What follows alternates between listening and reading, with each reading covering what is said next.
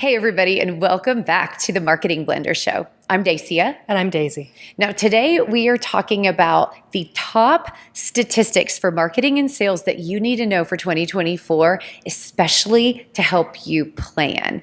So, I am such a nerd about statistics. Like, I literally had to cut myself off prepping for this show because I was just down the rabbit hole. Because while I love ideas, I love ideas supported by data even more. So this is going to be fun. Now, real quick, you guys, we literally are going to go ahead and share that rabbit hole with you in a long blog post. And so make sure to click that link if you're curious, and we'll have actionable takeaways around some of the aggregated stats that we pulled for you. So there's a much deeper dive behind this if you're curious, but Daisy, you and I pulled some of our favorites, and we're just kind of going to jam on those and share with people our honest responses to them, and our personal takeaways about how does that impact how we move forward into 2024. And of course, we're going to talk about statistics that we see as being valid, the ones where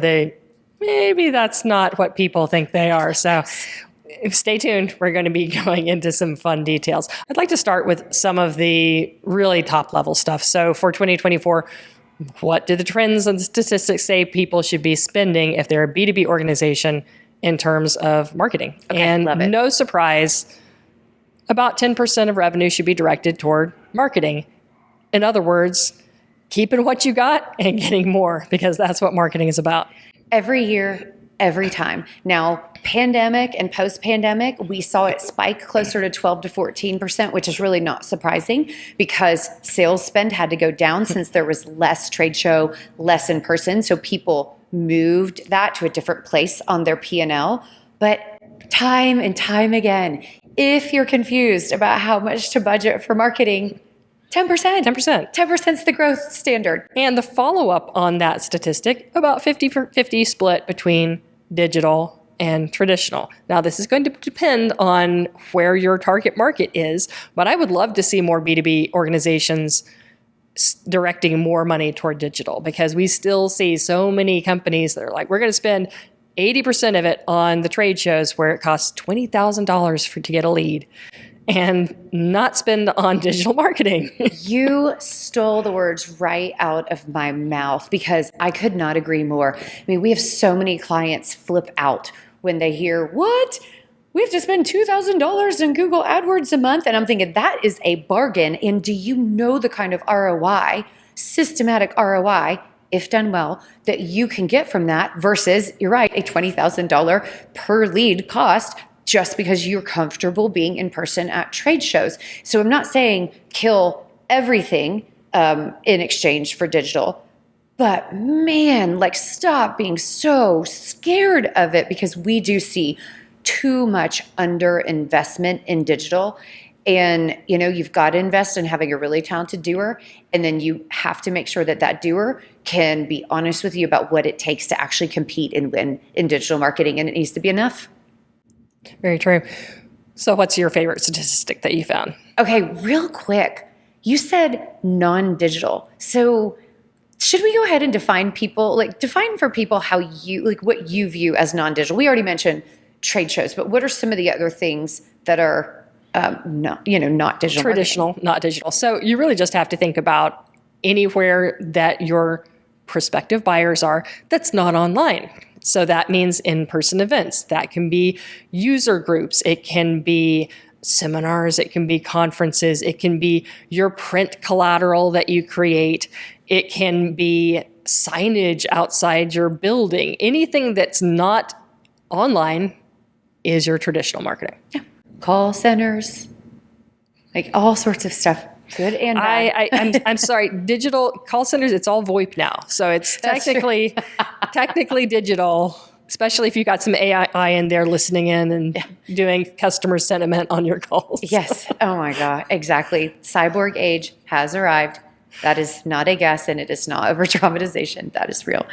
Okay, so the ones I want to dive into, I decided to take a little bit of a sales route, because so many B2B organizations are sales-driven organizations. And so what is the impact there when you're thinking total business development? So one of the ones that I came across, 92% of sales pros give up after the fourth call, but 80% of decision makers will say no, typically 4 times before saying yes. So the parallel to this is so ironic, but it's so important to understand how much sales has changed. And going into 2024, if your organization has not changed sales strategies, there's no more dialing for dollars.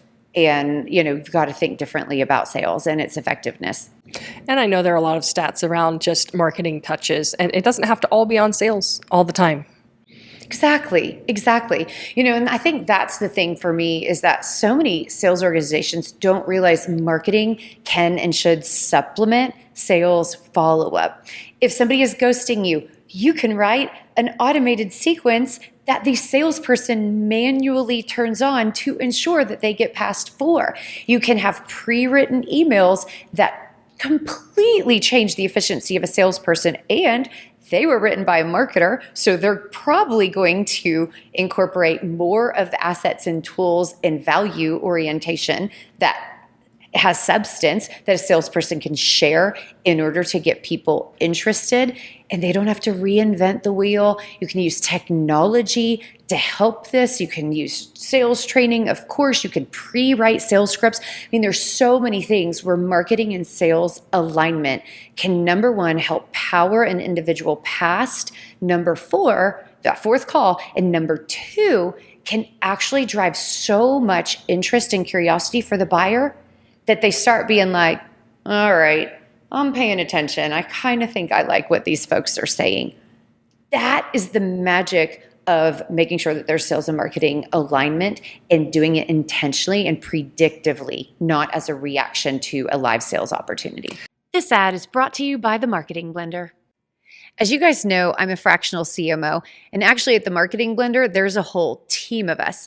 For a fraction of the cost of a full-time executive, you can hire a chief marketing officer to write your marketing plan, to clean up your messaging and your positioning, and to drive sustainable results. We oversee multiple partners, we help mentor team members, and most importantly, we build a marketing machine that will drive results for your company for years to come.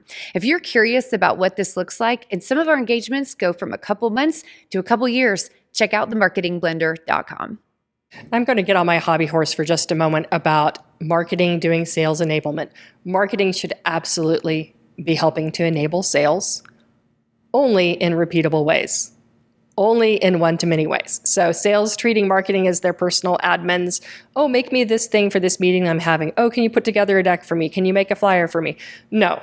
But if it's, can you help me restart 30 late-stage deals by creating an email sequence? Yes, because that's reusable, it's repeatable, it's scalable, it's one-to-many, which is what marketing should be about. Preach. Preach. Oh my gosh, I'm going to try to stay on topic. I have so much to say about that, but I will keep it at amen, sister. Oh my goodness, I love that one. Now, one other thing that I wanted to add to this is about return on investment. And I want to be clear, you guys, that we are not bagging on salespeople. They're important, but let's talk about their highest and best use. It's closing the deal. It's being in real time, reactionary to a human being and serving them well to make sure that that prospective client progresses towards their goal, which is solving their problem and choosing your company to do so. So the statistic that I wanted to bring up is that salespeople on average generate 1 appointment for every 209 cold calls that they make. Not good ROI for a highly paid salary. Not good ROI, just period. Like, you hold that up to marketing statistics, we would be fired all day long if that was the average ROI that we got on marketing tactics. It would. And also, you can't outsource that to somebody who doesn't know how to talk to human beings. Right? So it's just a tactic that if you're going to use it, you better know exactly what you're doing and understand what what you can do to increase that ROI. But most of the time, honestly, cold calling is the worst possible way that you could annoy people with your outreach. Yeah, I know. And does anybody answer their phone anymore? I don't. Only if I'm in the mood to mess with spam somebody. likely. Thank you. Only if I'm in the mood to vet somebody's sales process and get new ideas for how not to do things. I don't know if that's awesome or mean. We all have our days. Exactly. Okay, so that's a segue though, and I think you had mentioned that you have a statistic about marketing jargon alert, account-based marketing, ABM, because there are ways to incorporate healthy and value-driven cold calling, but it can't be on its own little island. So ABM Yes. statistics? So the statistic I found, and this is what I'm skeptical about, said that 89% of B2B companies do some kind of account-based marketing. No way. I don't Absolutely believe that not. because guess what? Building account-based marketing strategies is hard. It's not hard. easy. If it was easy, 89% of people would be doing it. They're not. They're doing something that they think is ABM that is not ABM. Just because you have a list of accounts that you wish were your clients. Yes. And when I say list, I don't mean database with decision makers and titles and contact information and preferences and persona profiles. We wish.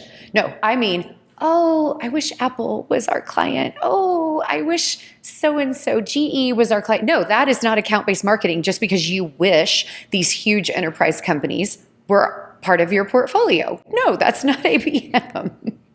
It is not. So account-based marketing is geared toward large organizations. Often the very first thing that my clients ask me is, how do I figure out who's the decision maker? I mean, that's where they're starting. They're not starting with, oh, we have a full list of everyone who's at that decision-making table. Right. They don't know who they are or how to get to them. That's the first hurdle. And that's why I know that 90% of B2B companies are not doing account-based marketing because they don't have that information. And guess what? Paying Zoom Info $40,000 is not going to give you that information either. No, So, not that is name not drop, ABM. but that's I know. sorry. We just that's on our podcast about top wastes of B2B marketing budget is on that. And it's not that ZoomInfo can't drive some value, it's that clients don't derive value because they don't know how to use that. So absolutely. Okay. I guess we're going to have to promise we will do an episode on account-based marketing and the how-tos. So stay tuned for that. So in the meantime, if you have specific questions, DM us on our social media accounts or drop them in the comments so that we can actually build an episode that you're going to freak out over. So total side note. Okay, anything else on ABM? I'm still We'll have laughing to about that save one. it. We'll talk for 30 minutes just on that. So let's go to the next big topic that everyone has to talk about right now, and that is, of course, AI. Yeah. Okay, did you pull a statistic about how I did, many but let's people go are with using yours it? first. I think you had one around the percentage of marketers that are currently using AI. 94% of marketers have been using AI, and most of them claim to have been using it for 3 years. Now, we have been using it a little bit longer than that, actually. So I guess I probably believe that. I would say marketers, especially marketers that are younger generations, are early adopters when it comes to technology because you simply have to be. But 94% are using AI. Period. It's here. It's not a trend. It's just the here and now. And it's built into all the tools. So if you're using any tools, you may not know to call it AI or machine learning, but it's in there. If you're using any of Google's products, guess what? You're using AI. And you have been for a while. Yes. Yeah, absolutely. And the other statistic around that is that 47% of marketers say they're going to increase their use of AI in 2024. Not surprising. It's been doing a lot of good for a lot of marketers, and they're just starting to figure out that needs to be a key area of focus for the coming year. Totally agree. I think it's so interesting because everybody has to find the time to investigate these tools. And what everybody's betting on is that if I carve out the time now, it'll make me a more efficient later. And I would agree, depending on how it's applied and if it's still effective. So it's interesting that so many people are like, okay, it's not just the cool thing. People have a personal reason to decide to invest their time in learning these. And we're constantly trying new ones out because change or die, right? I mean, there's really no reason to cry in our cereal that AI is here. So we're constantly vetting tools and making sure like, oh, if it's it time to adopt this, will it actually drive value? Will it actually accomplish goals? Will it drive more ROI because we're more efficient? Et cetera, et cetera. So yeah, not surprised at all. Do you think people are still scared of it? I don't think marketers are scared of AI, at least at a strategic level. They're realizing it just elevates them into a better decision-making role. Yeah. And it's like having someone to delegate to. I think the only people who are afraid of it are people who are in very tactical doer roles, copywriters and being scared they'll be content replaced. writers Yeah. and graphic designers are somewhat concerned about it. And the smart ones are using it to create their own little digital team that's doing more of their work for them. So if you're doing excellent work and you have the ability to be that human in the loop review and the one who's deciding what to pursue and what's going to deliver value in marketing, AI is not something to be afraid of, even if it means that you shift the kind of marketing that you have been doing and what you spend your day-to-day hours on. It's just helping you make the highest and best use of your time. Yeah, absolutely. And we did a whole episode, you guys, on this. And so if you're looking for a deeper dive on it, go check out that episode for sure, because talent can't be replaced. AI cannot just completely wipe out the human. So we give a lot of tips and tricks on that one. One final note too, if you're in a leadership role and you're listening to this, ask your team questions about AI. Don't just go, how are you going to use AI, or don't just push it at people. Say, what are your ideas? Are you experimenting? How could or how should we be incorporating this?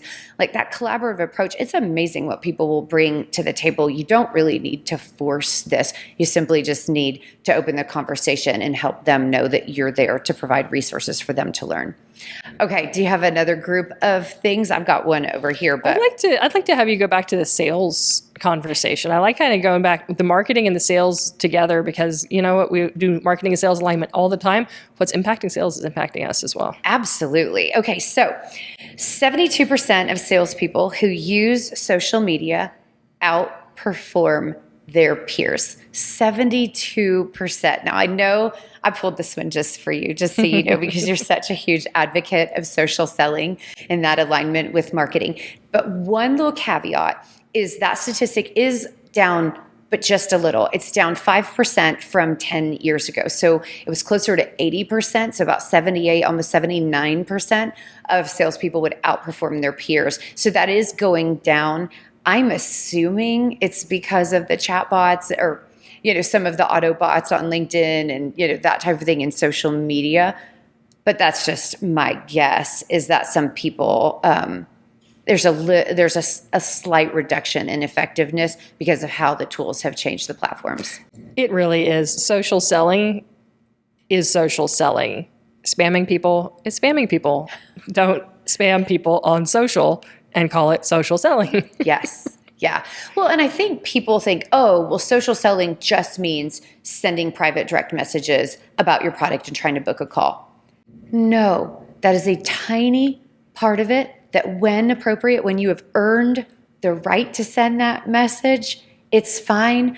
But social selling also includes commenting on people's message, being a thought leader, sharing ideas, and showing up with frequency and high value content that progresses people towards their goals and resolving their pain. It's social media being social. And it's interesting because the salespeople should be excited about this. I mean, social selling is relationship building. It's not sell, sell, sell, sell. It's serve, don't sell. So that when people have a need, they already trust you because you did that.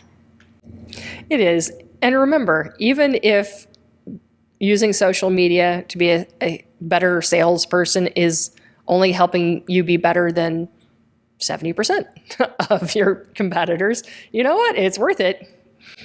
Yes. And I have like one final little statistic tucked away just for any skeptics out there on that, 75% of business to business buyers use social media to make purchasing decisions. So many people say, oh, social media, I mean, it doesn't work for B2B, or I don't get it, or it's so hard to attribute to sales. True, it's possible, but it is difficult. But the statistics point that out, that B2B decision makers are going to the social media well in order to inform their decisions. So you can't keep discounting this, not on the sales side and not on the marketing side. I'd like to bring up another statistic that we can talk about whether we believe it or not, but apparently 38% of B2B organizations, as surveyed in a particular survey, said that marketing is their top source of lead generation. Is that a little gift for me? Maybe so. Yes. Okay, I don't know whether to be surprised that the data was so positive towards that. I mean, 38%, I don't know, like people, but I mean, that's really significant change of saying marketing really is driving that volume of success for us. And we see that, right? It's not about firing salespeople. It's about optimizing their performance and making sure that you do take those high ROI tasks and automate them in order to drive more sales. So exciting.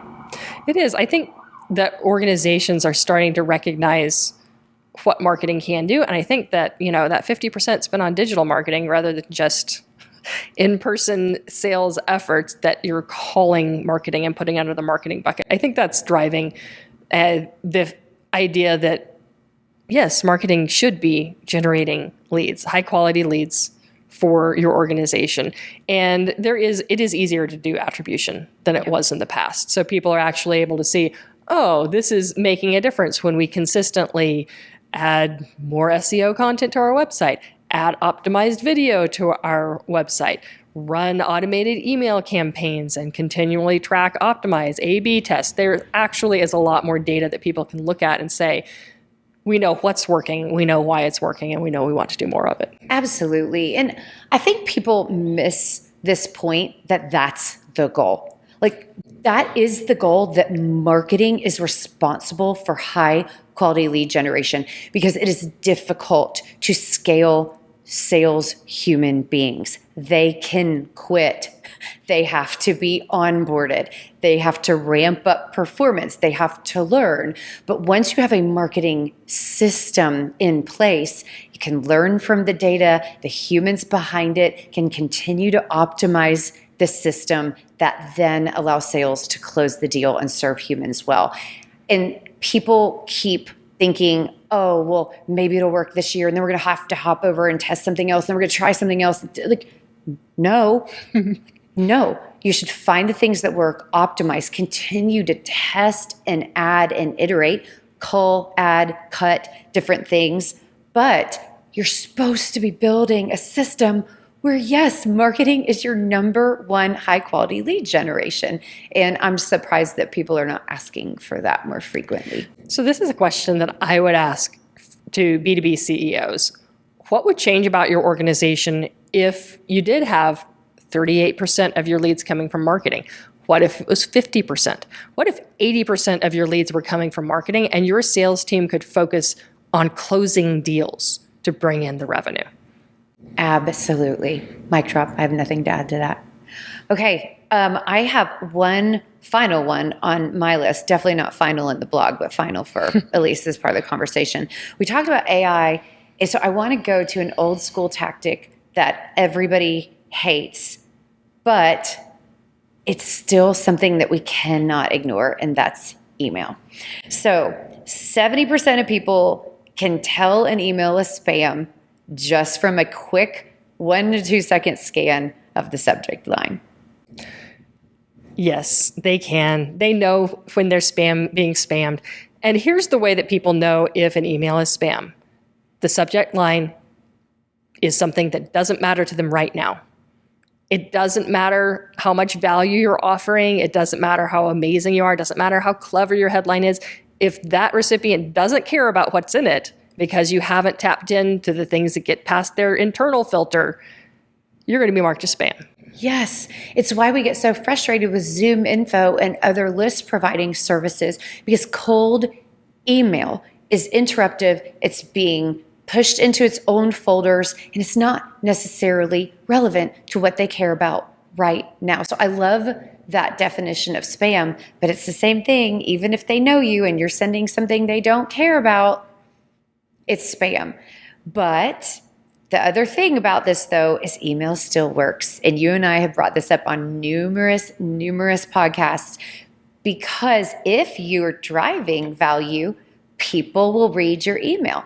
They will click through. They will be curious if you're delivering something. And so, as an example, $36 of revenue is generated for every single dollar of email spent. That's a pretty darn good return on investment, as long as you're doing email strategically. And I will say one of the reasons the ROI is that high is because unless you're buying cold email lists, which you should not be doing, email is virtually free. You have your contact database that's agreed to receive marketing emails from you, I'm assuming, if you're doing this right.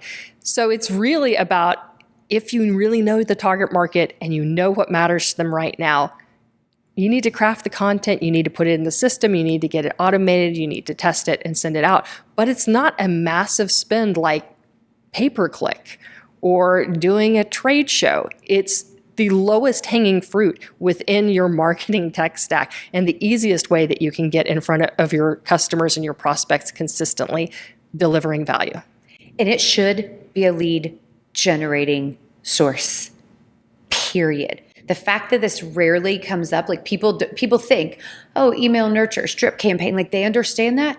It's nurturing them to turn into a sales qualified lead. Like, I always find it interesting that there's very little accountability for, is that producing sales qualified leads, because that tells you so much about your messaging, so much about whether or not you know your market. And one other little side note, people need to start ignoring their unsubscribe list. Unsubscribes are healthy. They are teaching you something. And if your unsubscribes are high, okay, then you are screwing something up. But if just one or two people here and there are dropping out and you've got a healthy email list size, let them go. That's okay. Like, you didn't need them to make or break the success of your company. So, healthy email lists from people that want to hear from you. Awesome. Like, that is a win-win for both you and for them. So I love it. Any final ones on your side? I had one more, Okay. and this was another surprising one. 78% of B2B companies say influencer marketing is effective for them. Now, number one, Really? 78% of B2B companies are not doing influencer marketing. Thank you. No way. And second, nobody knows what influencer marketing means in B2B. Right.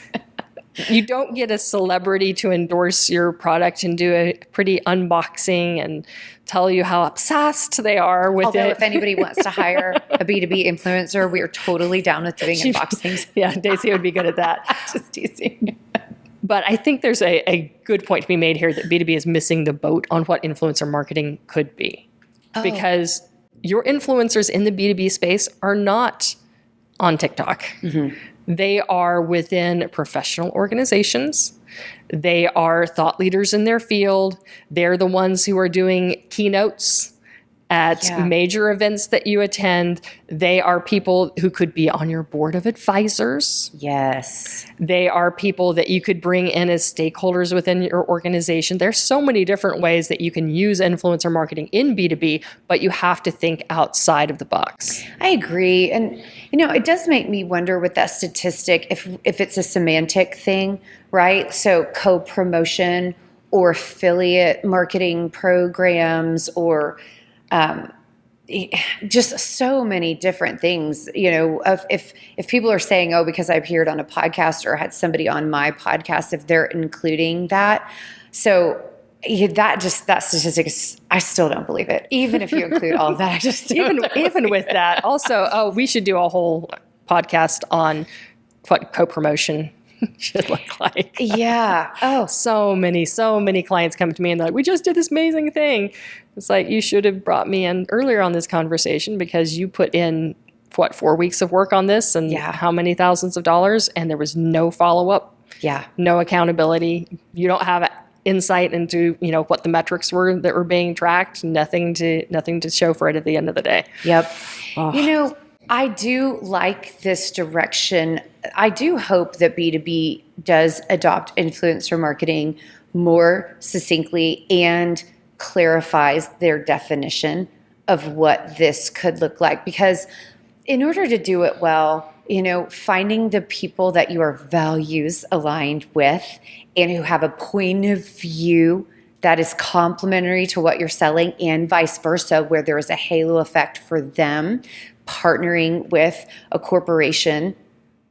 There's so many good things. Like there's just so many intentional, thoughtfulness about building those kind of conversations and then showing up as a thought leader or alongside of other thought leaders, because you have to drive value. I mean, influencers got the following that they did, as long as they didn't buy their lists, that's a thing, or buy their followers, but they got their following because they are follow worthy, because they say something that actually helps people. And so when you do find somebody or a group of somebody's where it makes sense to have them in your ecosystem, I really love the direction, because it's not flippant. It's not something you can just turn on and off. I mean, you really do have to have a strategy behind it. And man, those relationships and navigating those relationships of what they get for that, little messy. I have a little experience on the B2B side, very complicated and very messy. So I think that's going to be interesting. And I'm interested to see where that goes in the future.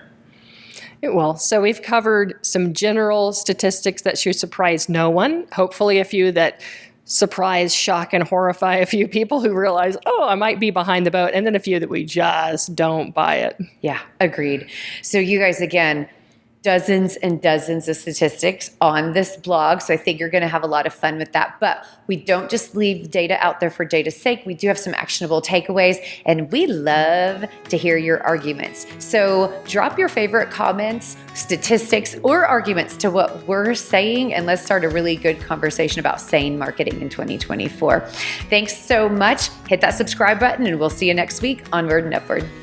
We hope you learned something today that will help you succeed with your marketing. And if you liked what you heard, definitely give us a thumbs up and a subscribe. Don't forget to check the show notes. We're sharing free tools and resources there.